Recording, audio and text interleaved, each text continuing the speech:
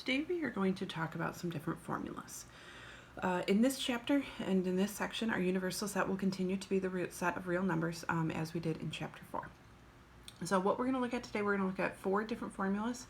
We're going to look at 2 interest-related formulas, a velocity-related formula, and then we are going to look at an example of proportions, how we can use proportions to solve application problems. A lot of Chapter 5 is going to be kind of application-based problems. So we'll see that in this section and then in section 5.3. Okay. All right, so to look at the 2 formulas that we're going to start with, our simple interest formula, A equals P plus PRT. P is the principal, the beginning amount at the beginning of the loan that is borrowed, or the beginning that is invested. R is our interest rate. Whenever we're dealing with interest rates, we're always going to make sure we use decimals. T is the time. We need to be sure that our time agrees with our interest rate. A is the amount of money at the end of the time interval. Our compound interest formula is very similar. Notice that we have just added one more variable. We have added an n to our formula. Right, so n is the number of compoundings per year. So the difference between these 2 types of interest formulas is simple interest. Interest is calculated at the beginning. It's calculated at the beginning of the loan or the investment and is then added to the initial amount, the principal. When we're dealing with compound interest, right, what we're doing is we're constantly recalculating the interest as we go. So basically, if you're investing money, the interest from your investment then helps and continues to be invested to earn you even more money. If we're thinking about paying back a loan, compound interest compared to simple interest, if we have the similar time frames, the loan amount tends to be higher, and that also depends on the number of compoundings per year. All right, so first we're going to focus on just kind of using these formulas a little bit, and then we will go through and do some other types of problems. Right. So if you borrow $1,000 from a bank at 6% interest rate, how much do you need to pay back after 5 years? All right, so generally with these problems, I start by making a list of what we know. So our amount, right, that is borrowed, our P is 1,000. Our R, our interest rate, is 0.06, and our T, our time, is 5 years. There's nothing in this sentence or in this problem mentioned at all about or using the word compound or compounded. Right? So that means we're just going to use our simple interest formula. So A equals P plus PRT. So we're going to fill in what we know. Right? Our P is 1,000. Then 1,000 times 0.06 times 5.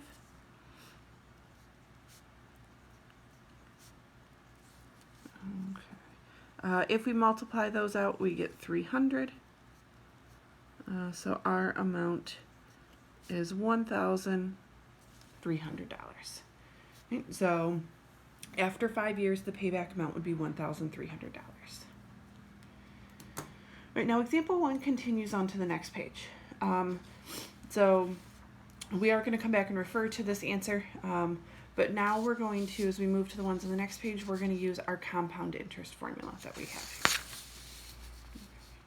All right, so if you borrow $1,000 from a bank at 6% interest, how much do you need to pay back after 5 years if the interest is compounded annually?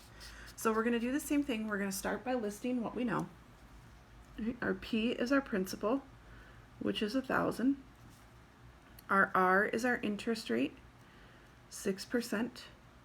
Our T is our time, which is 5 years.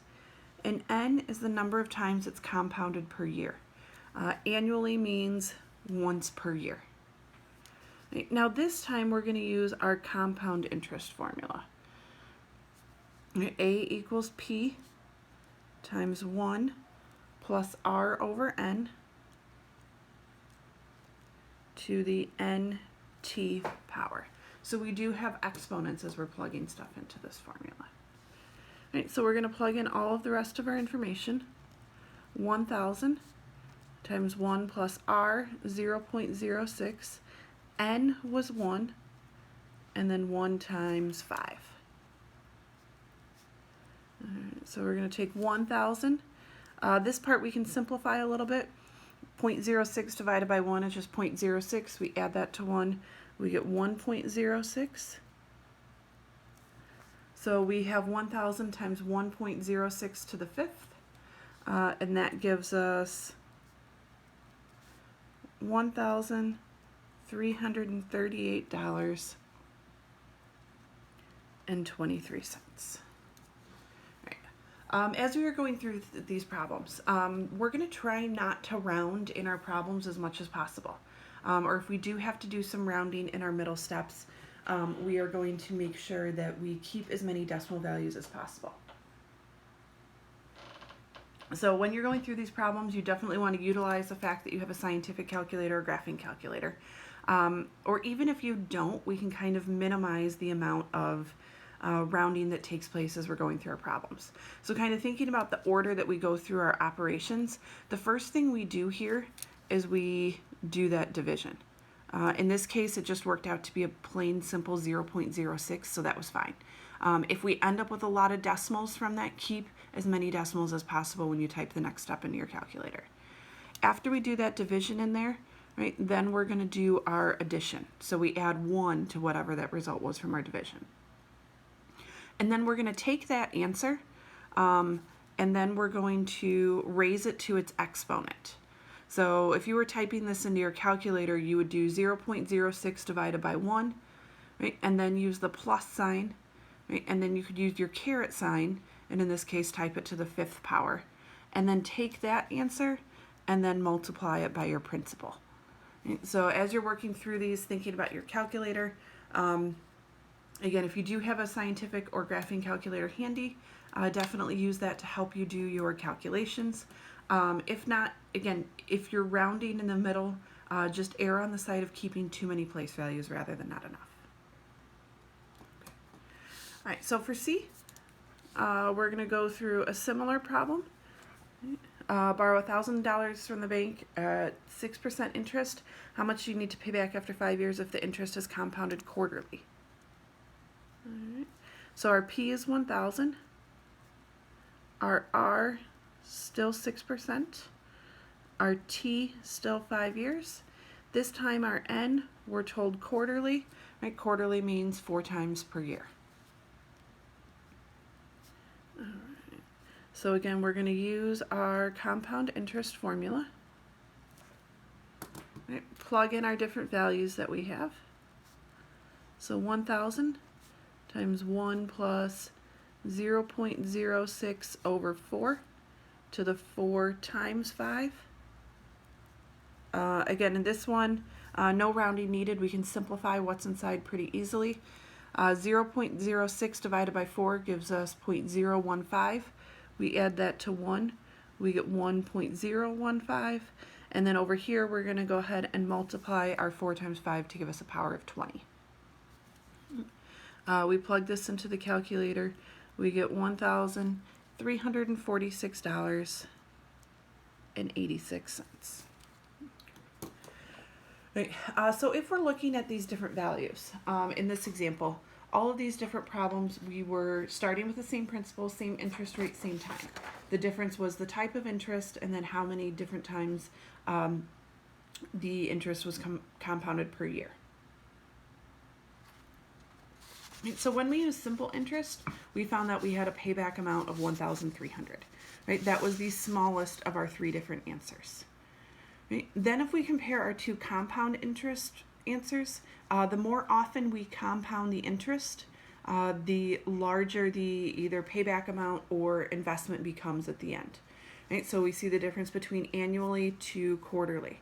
Right? We went from $1,338.23 to $1,346.86. If we were then to maybe say, okay, instead of doing it compounding the interest quarterly, we wanted to compound the interest monthly, we should expect to get an even larger value for that last one.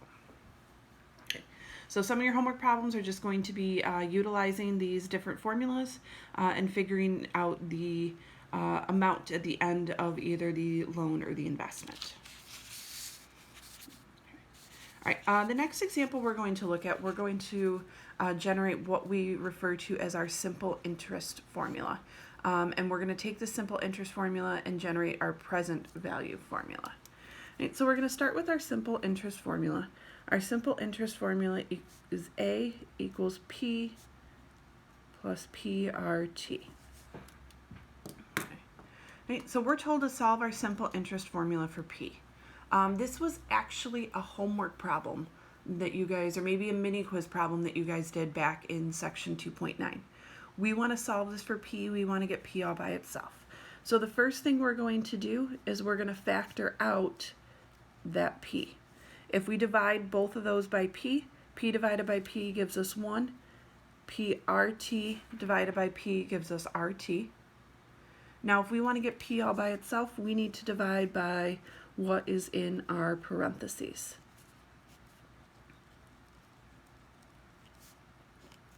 All right.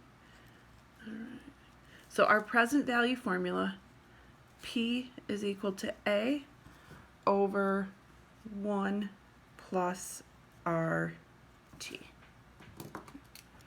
So this is our simple interest present value formula.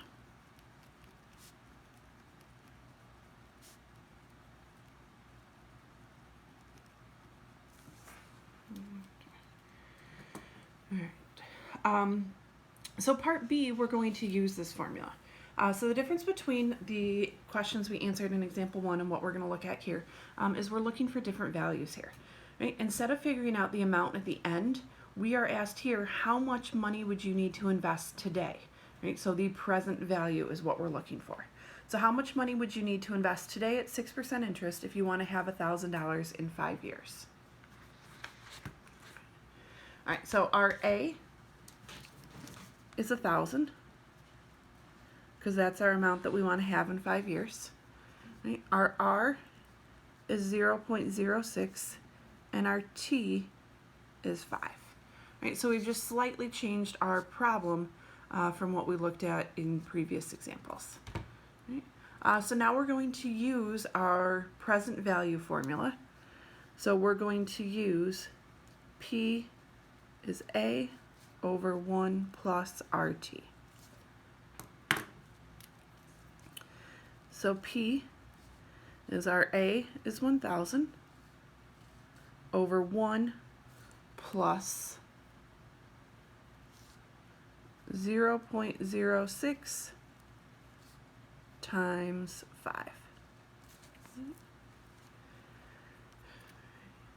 5. We could then rewrite this as 1,000. In the bottom, we're going to multiply first. 0.06 times 5 gives us 0.3. We add that to 1, we get 1.3. Again, if you do encounter some rounding in here, keep as many decimal values as possible. We divide this, we get P is $769.23. So if we wanted an end value, $1,000 at the end of 5 years using this interest rate, we would have to invest $769.23 today to get that value after that amount of time.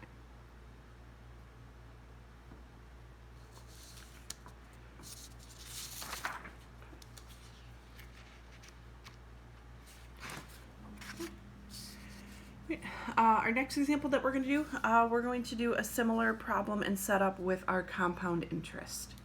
Right? So now we're going to find our present value formula for our compound interest formula. So our compound interest formula, right, A equals P times 1 plus R over N to the NT. Right?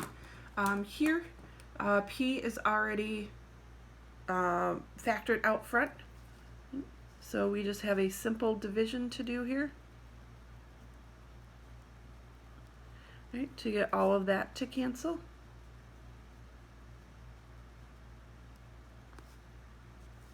Right, so P equals A over 1 plus R over N to the NT. t. So this is going to be our compound interest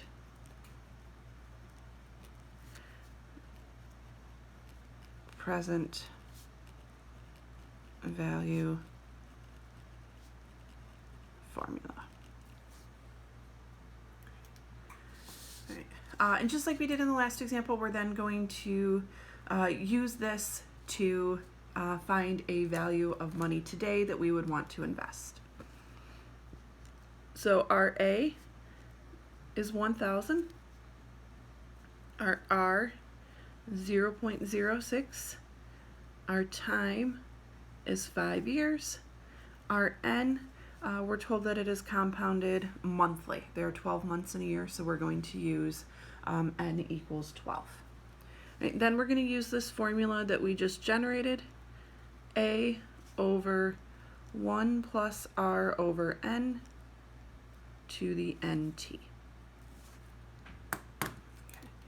So we're going to plug in what we know. Our amount is 1,000. In our denominator, 1 plus 0.06 over 12. That's our R over N. And then we're going to take 12 times, that should be 12 times 5.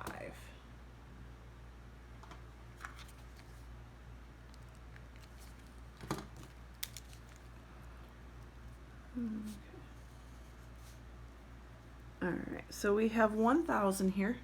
Again, we're going to clean up the bottom a little bit. So we're going to start by taking 0.06 divided by 12. That gives us 0.005. Right? Then we're going to add 1 to that. And then we're going to raise that to 12 times 5 gives us 60. This is a case where, unlike some of the other questions, this doesn't work out nicely. So our value that I'm going to get from the calculator, I am just going to copy, keeping all of our decimals here. So 1.348850,153. So we don't want to round in the middle of the problem. We want to wait until the end. Again, if you can put this all into your calculator all in one step where no rounding is necessary, that would be preferred. I'm just kind of working through this one to show if you don't have a scientific or graphing calculator handy and you're working through this step by step, it's okay. Just make sure you keep as many of these decimal values as possible. So we're going to take 1,000 divided by this answer, and we get P equals $741.37. So we would need to invest today $741.37. Right, so as you're working through your homework, you're going to run into a couple of questions that ask about your present value, right? How much you would need to invest today. These are the types of examples that you're going to work through this way. Our last interest problem then, we're going to take our compound interest formula and we're going to use that to solve for some time-related values. So $1,000 is invested at 6% interest compounded yearly. Right? How long will it take for the money to be worth $1,500? Right? So we're going to start by making a list of what we know. Right? Our amount at the end that we're looking for is $1,500. So that's our A. Our principal, the amount that we originally start with, is that $1,000. Our R, 6%, 0.06. And then N, the number of times that it's compounded per year, is going to be equal to 1. Right? And we're going to use our compound interest formula.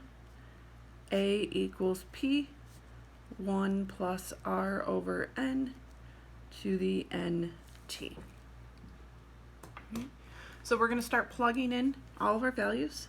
So our A is 1,500. Our P is 1,000. 1 plus 0.06 over 1, and 1 times T. Right. We're just going to clean this up a little bit.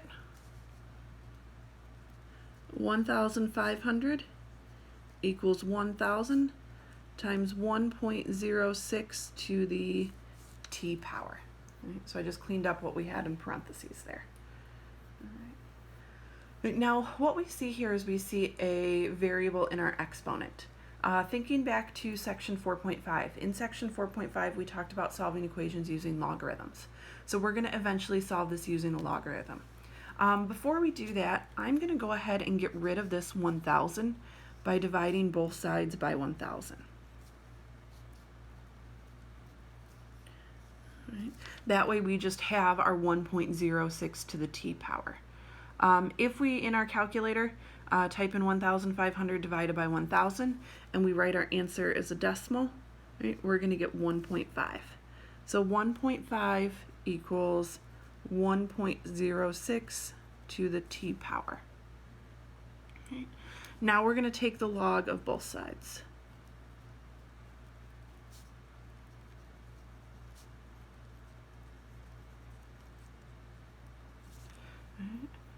After we take the log of both sides, right, then we're going to use our rule from section 4.5 where we can then bring that exponent down out front. So we have the log of 1.5 is equal to t times our log of 1.06. Now if we want to get this t all by itself, we're going to divide both sides of our equation by this log of 1.06.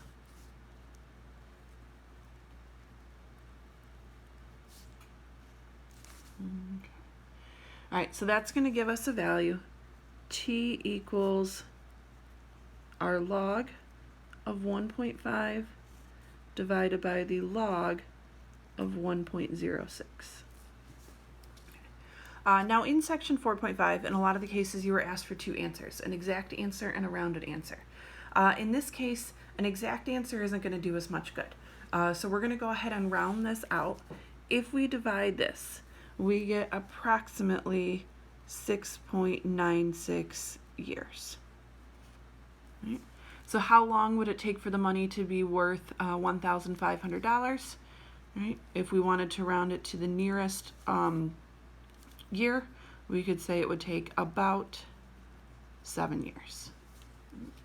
So if you're asked to solve for time, right, we're going to use what we know about our exponents from our last chapter to help us solve for our time values. Again, a good majority of your homework problems in this section are related to these different interest formulas and the different types of questions that can be asked based on those.